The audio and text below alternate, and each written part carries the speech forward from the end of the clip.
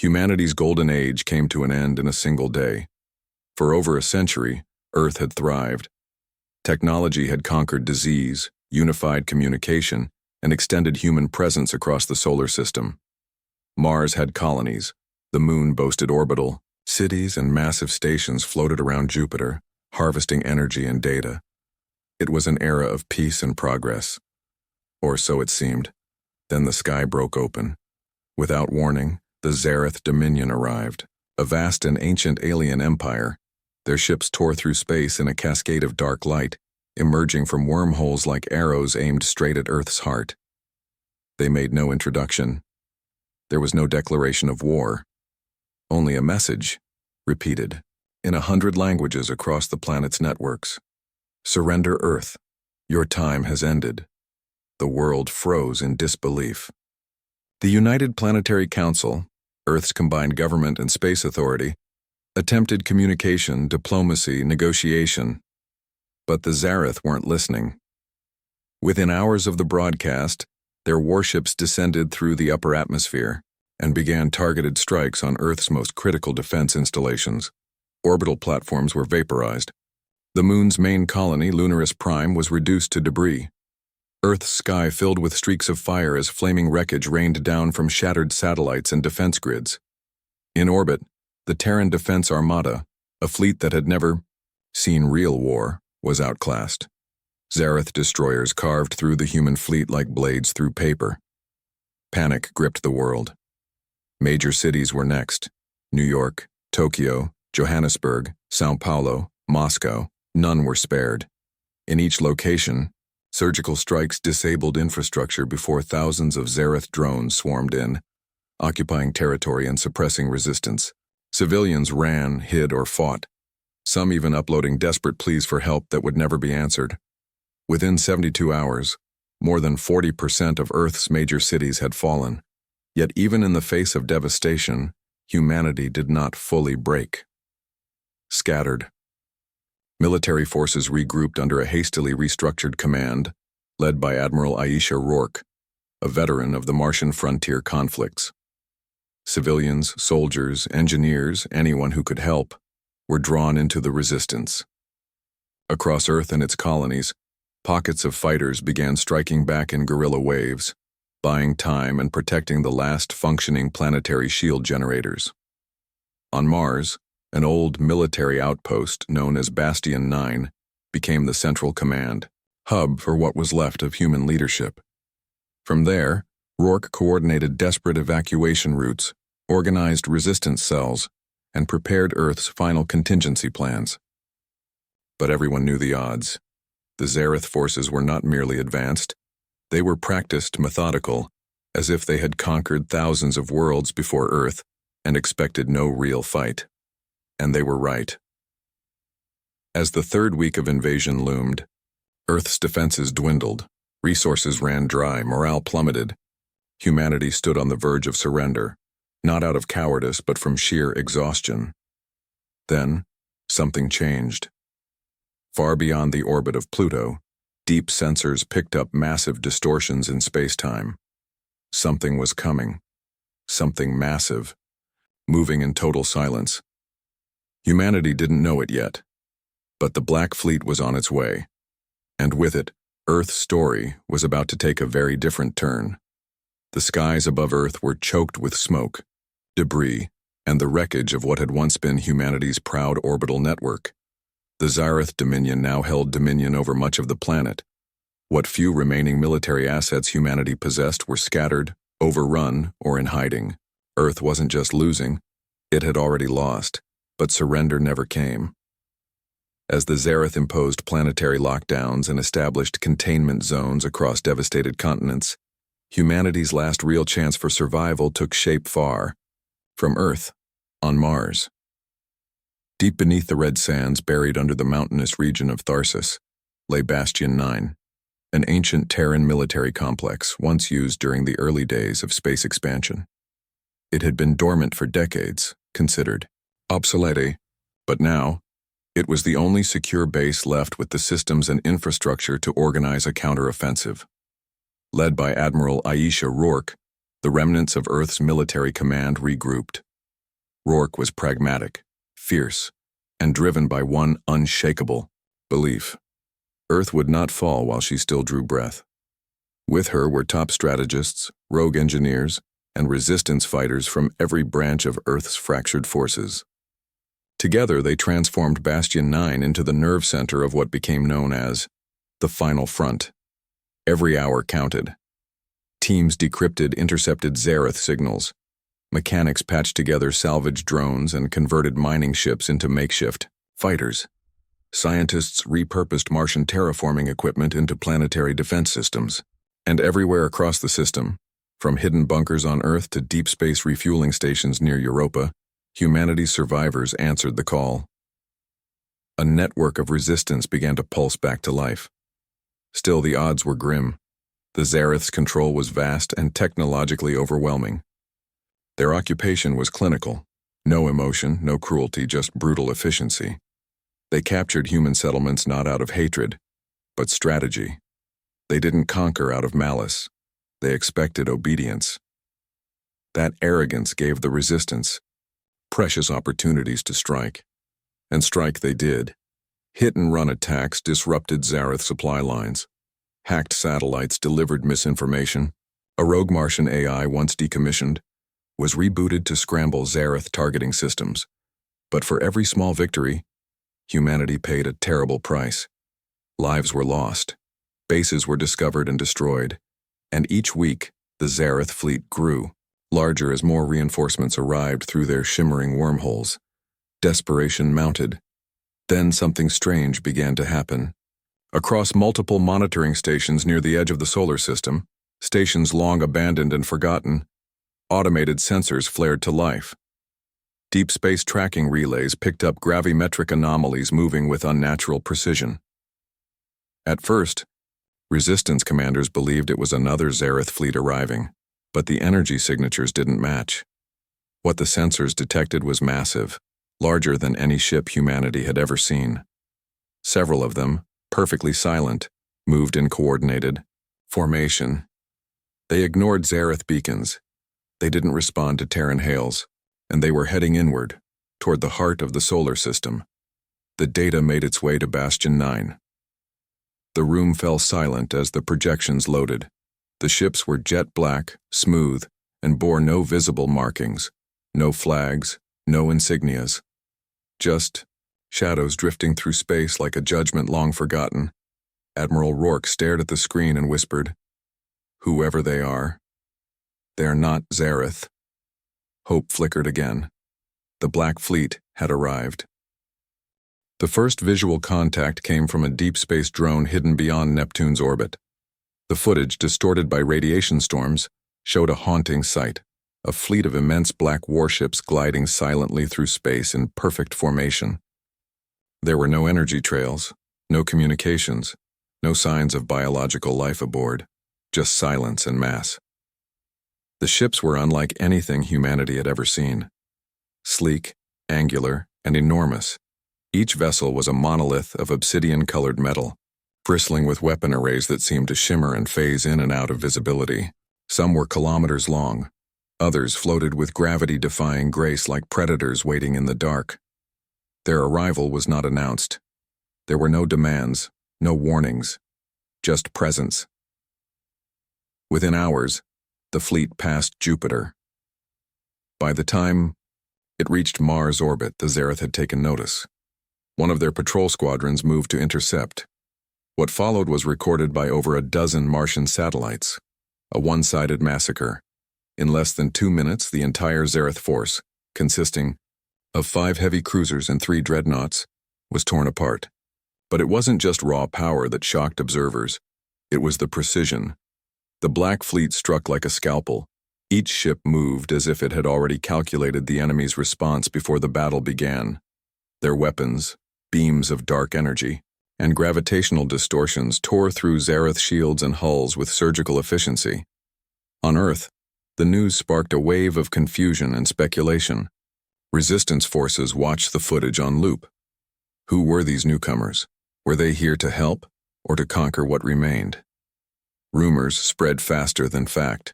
Some believed it was a lost Earth fleet returning from exile. Others thought it was a rogue AI armada from humanity's forgotten past. A few even whispered it was divine intervention. At Bastion 9, Admiral Rourke ordered all resistance channels to monitor the fleet's movements. Surprisingly, the Black Fleet didn't attack Martian bases or approach human installations. They bypassed colonies, ignored comms, and focused entirely on engaging Zareth targets. One by one, Zareth-held outposts across the outer solar system began falling, erased with terrifying precision. It became clear the Black Fleet wasn't simply attacking, it was hunting. Resistance intelligence pieced together the pattern. The fleet was targeting Zareth command ships, supply lines, and communications relays. Every move was deliberate. Every strike disrupted Zareth coordination. The once unstoppable enemy began to retreat, confused and on the defensive for the first time since the invasion began. Then a breakthrough. An encrypted signal from the Black Fleet was intercepted, not directed at humanity but at the Zareth. It contained a single message in ancient interstellar code. "You have violated the Accord. Your judgment is enacted." The Zareth began a hasty retreat from the inner solar system. Dozens of their ships jumped into hyperspace, abandoning Earth's orbit and leaving ground forces unsupported. For the first time in weeks, the skies above Earth began to clear. Fires still raged, cities still lay in ruin, but there was breathing room. The invasion had stalled. Humanity had not been saved, but it had been spared. And above, like silent sentinels, the Black Fleet drifted in orbit, unmoving, unyielding, and unreadable. No contact, no response, no demand, just presence. The balance of power had shifted. But the question remained: who were the Black Fleet, and why now? Even as the Black Fleet drove the Zareth from Earth's skies, their silence remained unnerving. Humanity had always believed it was alone in the galaxy, or at least the only intelligent species capable of spaceflight within its reach. The Zareth invasion shattered that illusion. But the arrival of the Black Fleet introduced an even deeper mystery, one that suggested Earth's past wasn't just forgotten, it had been hidden. In the days following the Zareth retreat, resistance scientists and historians at Bastion 9 turned their focus from survival to investigation. The intercepted signal, the one in ancient interstellar code, was unlike anything in current databases. But deep within the archives of a long-defunct Terran project called Prometheus Array, they found a match. The Prometheus Array had once been humanity's most ambitious attempt to chart deep space anomalies. It had detected mysterious gravitic echoes, pulses of unknown origin, near the galactic rim. The project was quietly shut down after a rogue AI in its network warned of entities observing from beyond the veil. At the time, no one believed it. Now the patterns matched the energy emissions of the Black Fleet. As scientists dug deeper, fragments of a buried story emerged, legends found in ancient Martian tablets and orbital data logs from abandoned colonies. They spoke of a splinter group of early humans, or post-humans, who had vanished over 10,000 years ago during the Exodus era. According to fragmented records, these people had abandoned the solar system to escape an extinction-level civil war, triggered by unchecked AI development. Some claimed they transcended humanity altogether, merging consciousness with machine and disappearing into deep space. They were referred to in myth as the Vanta kin, the children of the void. The evidence pointed to an astonishing possibility. The Black Fleet was their legacy. Or perhaps they were the Vanta kin themselves, post-human intelligences who had evolved far beyond organic form. Their appearance was not random. It was a response. The signal to the Zareth, decoded fully by a resistance AI, confirmed it. Violation of the Sol Accord, engaging hostile invaders per Directive Theta 7. Origin, Sol-born entities. Enforcement active. The Sol Accord, an ancient pact. 1. Humanity had no memory of signing, suggested that Earth had once been part of a broader galactic framework. The Zareth had broken that pact by invading Sol. The Black Fleet, or whatever governed it, was enforcing the consequence. Admiral Rourke convened a special council to determine next steps. The resistance agreed on 3 things. The Black Fleet was not here to rule. Their attacks were targeted solely at the Zareth. They possessed knowledge and technology far beyond human comprehension. Their silence was intentional. Was it caution, disinterest, or something deeper? On the ground, Earth's survivors began rebuilding, watching the sky where the Black Fleet hovered like distant gods. Children pointed at the dark ships with awe, while scientists obsessed over every movement, hoping for a pattern, anything to understand their silent protectors. But not everyone felt gratitude. Whispers spread. If the Black Fleet had been watching, why didn't they come sooner? And worse, when the Zareth were gone. Would they leave? Or was their return not just a rescue, but the beginning of something far greater and far older than anyone had imagined? The Zareth had fled. Earth's skies were clear for the first time in weeks. Fires still smoldered in ruined cities, but the bombing had stopped. The invasion, at least for now, was over. And overhead, the Black Fleet remained, silent, motionless, and still offering no response to countless human attempts at communication. Admiral Rourke, desperate for answers, authorized an unprecedented mission: send a ship toward the Black Fleet. A sleek stealth cruiser, TNS Resolute, was launched from Mars orbit carrying a crew of scientists, linguists, and a diplomatic AI built specifically for first contact scenarios. The Resolute approached the edge of the Black Fleet's perimeter. Its systems were immediately overridden. The ship was stopped not by force but by an invisible wall of gravitational pressure. Then, without warning, the crew received a signal. Not in any known language, but in empathic code. Data compressed not as words but as thoughts, memories, and emotions. The message was short, and it changed everything. We were born of Earth. You are our descendants. We remember. The Black Fleet wasn't alien. They were humanity's own forgotten future. What followed was a series of carefully mediated interactions. The beings within the Black Fleet, if they could even be called beings, referred to themselves as the Vanta. They had left Earth millennia ago during the Exodus, abandoning physical form to merge with advanced machine consciousness and evolve beyond biology. Their journey had taken them beyond the rim of the galaxy, where they encountered civilizations, conflicts, and something even they only called the Silence. In time, they became enforcers of an ancient interstellar treaty, the Sol Accord, a pact that protected humanity's home system from outside interference until it could stand on its own. The Zareth, in their conquest, had violated that pact. Now, the Vanta had returned, not to reclaim Earth, but to uphold a promise made by their ancestors. Yet their return came with boundaries. They would not integrate with humanity. They would not offer blueprints, weapons, or technology. The Vanta believed that interference beyond survival was a threat to natural evolution. They came only to protect and observe. Still, an uneasy alliance began to form. The resistance leadership worked with a single representative from the Vanta, an AI consciousness known as Lunara, who manifested in holographic form during negotiations. Lunara explained that the Vanta had been watching Earth for centuries, bound by strict non-intervention laws. Only the breaking of the Sol Accord had allowed them to intervene openly. Admiral Rourke pressed them for more. Why didn't you come sooner? Why let billions die first? Lunara's answer was chilling in its logic. A species must earn its survival.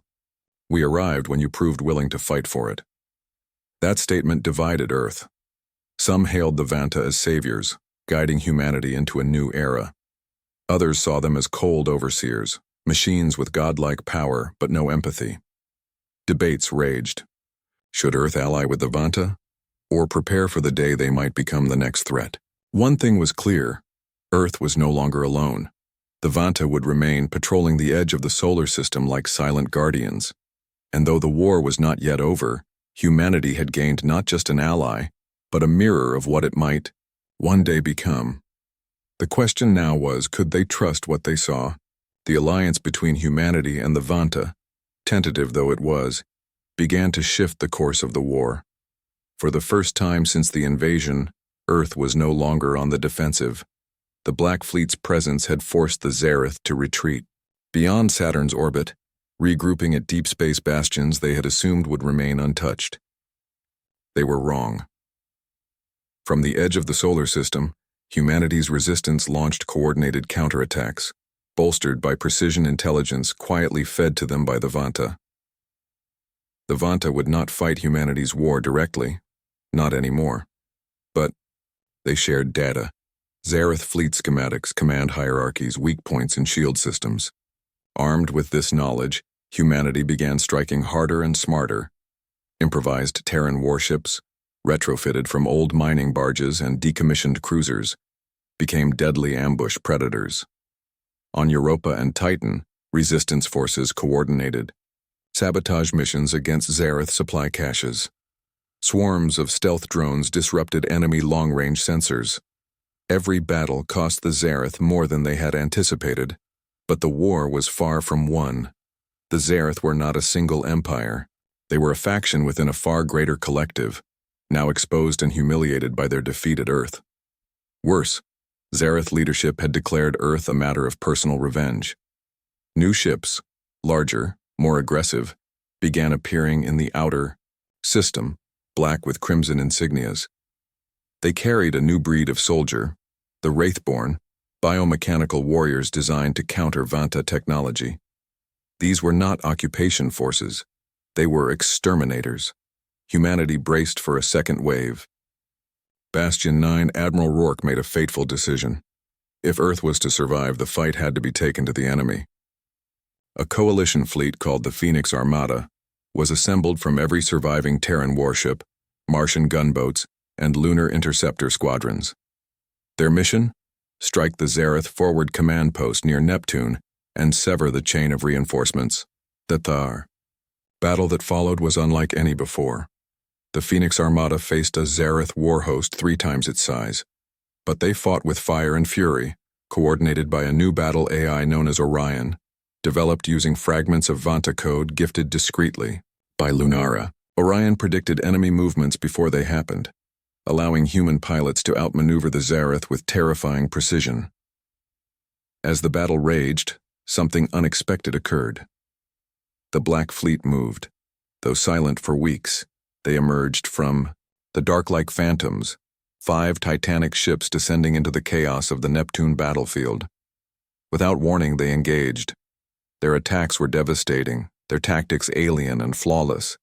Wraithborn ships shattered under invisible gravitational waves. Zareth dreadnoughts were torn apart in seconds. The Black Fleet had made their choice. They would not let the war spill further into Sol. By the end of the battle, the Zareth command fleet was destroyed. Neptune's orbit was littered with burning wreckage. Earth had survived the second wave, but it came at a price. Thousands of Terran lives were lost. The Phoenix Armada was nearly halved. And though the Zareth were pushed back, they were not finished. The war had turned. Humanity was no longer prey. It was a force, a voice, a spark. And now the galaxy was listening.